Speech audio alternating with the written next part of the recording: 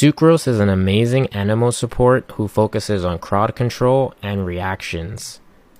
Her elemental skill creates a vacuum that pulls enemies in and launches them in the air, dealing AoE animal damage.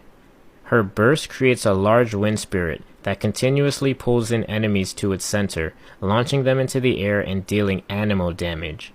If it comes in contact with hydro, pyro, cryo, or electro, it will absorb it and deal additional elemental damage of that type.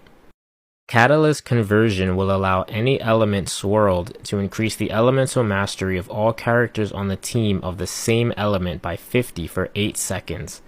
Malus Favonius will increase your team's elemental mastery by 20% of Sucrose's whenever her elemental skill or burst hits an enemy. She just so happens to be one of the few characters who doesn't need any talents raised to function properly, as her skills revolve around crowd control and reaction damage. As for artifacts, Viridescent Veneerer is her go-to set. This will improve her swirl damage as well as drop the elemental resistances of enemies for your team. Her best weapon, in my opinion, is the Sacrificial Fragments. Thrilling Tales is also an excellent support option for passing on a big damage buff after lowering enemy resistances to your main DPS. Her constellations further improve her kit, with her C1 giving her elemental skill another usage.